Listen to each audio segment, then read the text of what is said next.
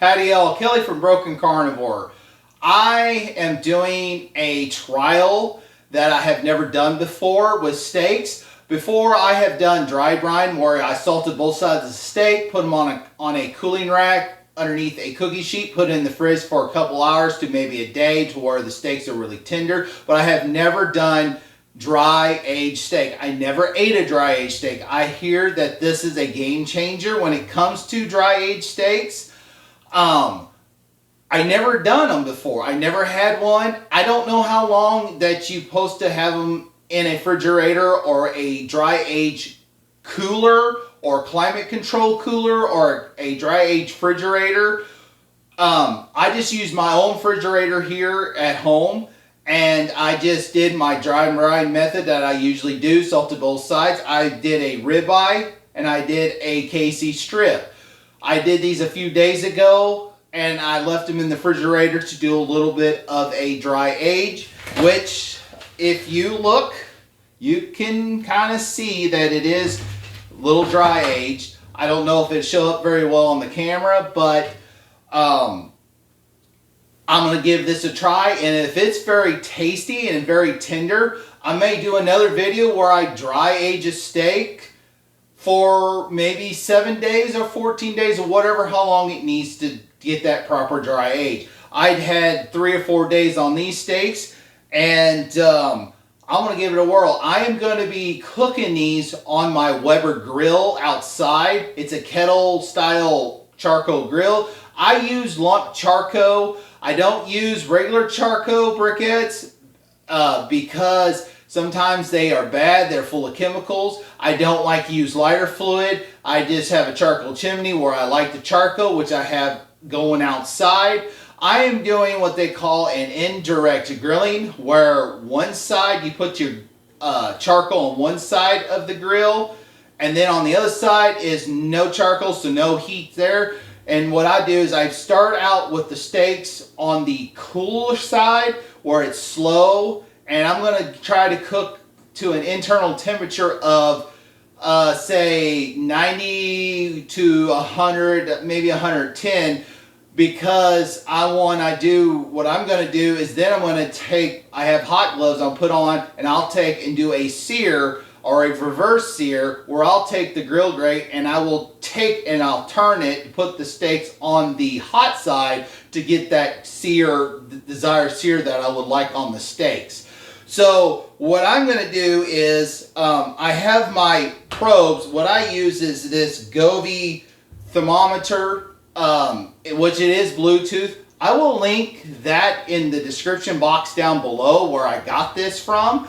And if you're interested in it, that way you can go look for it. When I do dry brine, I don't use table salt. Table salt, stay away from it. Highly processed, loaded with sugar, bad for you. What I do is I use a mineral salt like a Malden sea salt or a good quality sea salt, pink Himalayan salt, or I primarily use, if you can see there, Redmond's real salt. Most of us in the carnivore community does use Redmond's or Malden sea salt because it is more mineral based and not have none of the additives. It's our salt is our essential mineral that we need besides magnesium, potassium to run our bodies. So I'm going to go out here to the grill, and we're going to get the grill set up, and we're going to get these steaks on here so we can get them cooking.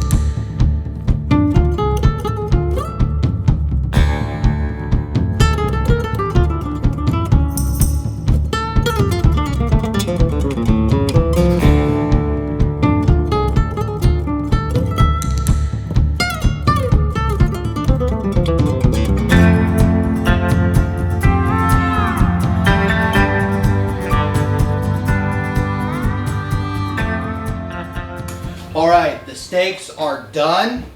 I got the nice little sear, got the right temperature I want, and I am so looking forward to digging in and trying this kind of a 3-day dry brine steak. And I think I'm going to start out with the KC strip, and I'm going to try that one first. I'm going to do this one right here.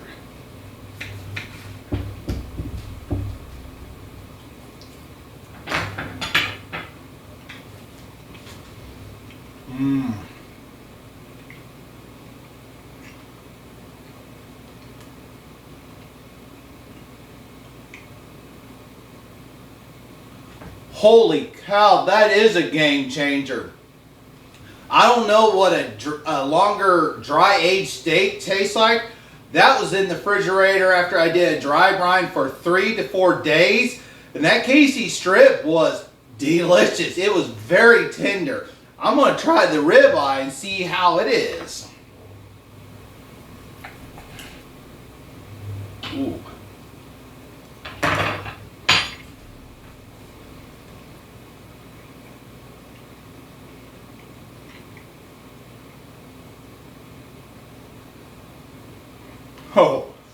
Oh, this is definitely a game changer for me.